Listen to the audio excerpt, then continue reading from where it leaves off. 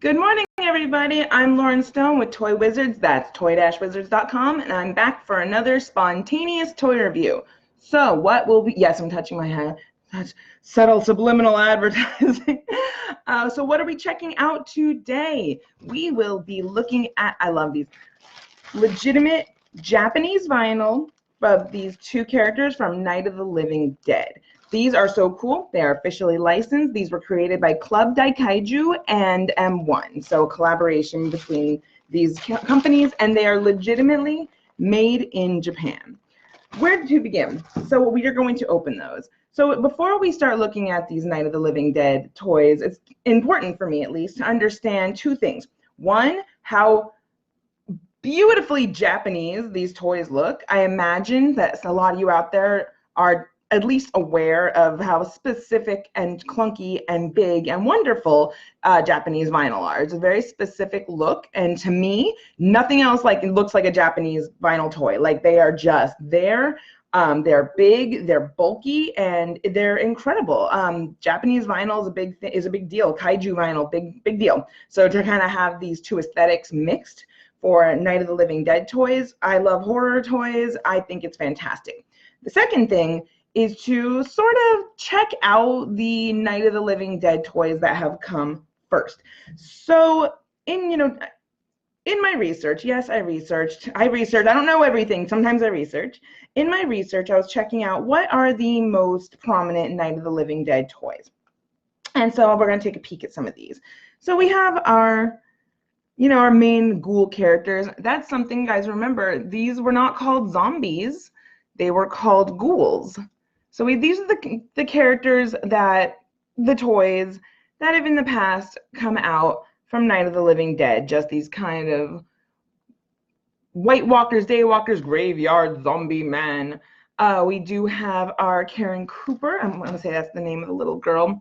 We have so these are kind of the looks, the kind of action figure, somewhere between Mego and not Mego, and action figure and not action figure, and they're clothed. So that's kind of the look of the toys that have come up until now. So I talked to the owner of Club Daikaiju, and we just kind of went over what was made. We have, again, Karen Cooper, who's the iconic little girl. And I mean, if you haven't seen this artwork, I don't know where you've been, because this is that girl in her face. No, that is iconic Night of the Living Dead. And then this woman, who I always felt was, secondary, iconic, like this chick with her dark, scary hair and her hospital gown, come back to life, shuffling at us.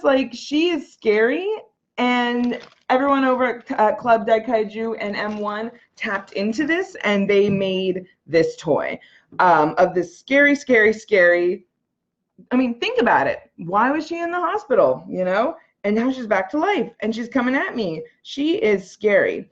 Yeah, ghouls, flesh eaters, zombies came later. Let's see here. Cool.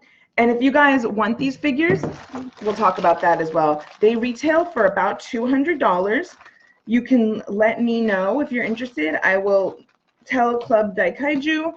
There is their Japanese vinyl. I don't want to reference the wrong group, but there's Japanese vinyl groups, and we'll make sure that we get you over to the right people. There's no direct link via website or anything. So I don't mean to be vague on where you can get these if you're interested, but I want to make sure that you get your hands on them correctly. We also have in the packaging an extra card topper, extra card in case. See, this is the one that came on it, and then we also have this one, and which I love. It's oh, out of focus, come back. There we are. All right, because the art's just so good. You can choose your own. I adore it. This movie was in black and white. There are some movies, I love movies that just when Night of the Living Dead for me is one of those movies that it was revolutionary because it didn't know of its own limitations. I credit Nosferatu as the same thing. All of us know Nosferatu, the first silent film, German vampire movie from, 1918, 1920. And Nosferatu, in my opinion, as someone who's watched the film, who loves silent film, who loves early horror, don't even get me started on my Lon Chaney collection, I don't think Nosferatu realized it was a silent film. So there was a lot of exposition that really would have benefited from talking, or just different narrative structure. Like I can almost feel when they made Nosferatu, it was like they were like, this is an epic monster film, and it's just like they didn't realize that no one else could hear what was going on. But I love it. I mean, if that vampire is not iconic. Funny enough, let's go back to Night of the Living Dead for a minute. The way I learned about Night of the Living Dead was actually through Beetlejuice. Do you remember when Adam and Barbara appear to Lydia for the first time in their sheets, and she's like, I'm not afraid of sheets. Are you Night of the Living Dead out under there, like bloody veins and guts? And I was like, ooh, I was like young. I'm like, I need to watch this movie someday. Same with Nosferatu. I saw Nosferatu referenced, parodied in Are You Afraid of the Dark? Back in the 90s. There was an episode where these two kids worked at a movie theater. Look at her trowel. Do you see that? There was an episode of Are You Afraid of the Dark, where these two kids worked in a movie theater, and the movie started coming to life, and there was this vampire monster movie, and it, was a nod to Nosferatu. Later nods to Phantom of the Opera would come, and Phantom of the Opera, as most people know, did not begin as a musical. It was a book, and then it was a Lon Chaney classic that was then remade in 1929, and it was tight, half color. Do not listen to what comes out of my face. Let's talk about these toys. So we have Karen Cooper and her trowel. So it comes with it, beautifully wrapped. They wrapped not only the figure very considerately in cellophane, but we also had the trowel covered as well. A little bit bent, can easily be unbent. Look at where do I begin? First off, the aesthetic of these, again, chunky Japanese vinyl. Incredibly detailed. These stand about 7-8 inches. They're pretty big. And the paint and coloring variations are fantastic. This isn't just green. This isn't just green skin. There is gradients. It gets darker around the eyes. There's smoky around the eyes. This girl is very much not alive.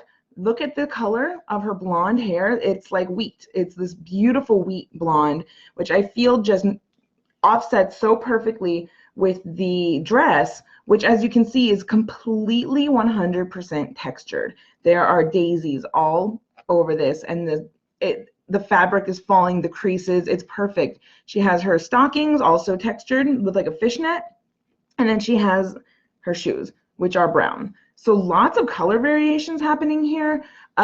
She's articulated. I mean, it's not big. It's the vinyl toys stand there, but her arms move. She's posable. This is so cool. We got some red because of the blood on the wrappings, the bandages. So we have some blood seeping out there. Ooh, that is infected ghoul blood. We don't want to play with that. This is then dead eyes. These are so cool. And then Ms. Scary Stories to Tell in the Dark over here, our hospital gown ghoul. Look at the back. Got buttons on it. Again, the way the fabric is falling over her. Wide stance, monster body. Again, just chunky. Look at her big feet. I love it. Chunky Japanese vinyl. What does it say on the bottom? Club Daikaiju, Japan. Image 10 ink. These are, oh my God. I love monster movies, dude. I love horror films. They just do something right for me. So yeah, these are excellent. I've seen every Child's Play movie. I have, it's true. I've also seen, like I said earlier, every early Lon Chaney movie up into his Talking movie. I haven't seen every movie because that's a lot. And I kind of don't want to see the racist ones where he had played where white people played Asian men. That's really upsetting to me. I don't like that kind of, even if it was respectfully done, I'm sensitive to that. I don't like caricatures like that. But yeah, I've seen a lot of early film, a lot of early horror. I've seen noir. I love this kind of stuff. Here's the two. You can see side by side the height difference. So Ms. Ghoul gown is significantly bigger, probably another inch or so. But these are fantastic. I don't know what else to say about them specifically other than I love chunky Japanese toys. I love vinyl. These are not, one look at these on your shelf and they're unique because, again, nothing looks like Japanese vinyl. These are so stylistic. stylized and intentionally built and just perfect. And again, if you're interested in these, I can get you over to the right person. Us Toy Wizards can help you out. But I definitely recommend that you guys, if you're a vinyl collector or a horror toy collector, these are just, oh my God, I'm gonna take pictures of them just like stomping after some of my other toys. They are perfect. So thank you guys again for hanging out with me. I'm Lauren Stone with Toy Wizards. That's toy-wizards.com. Stick with the site and everything we're going to be posting for the rest of the week. Hang out and get all your toy news. Happy Cyber Monday. We'll be posting some of that as well. And you guys have a fantastic day, all right? Be good. Take care. Bye.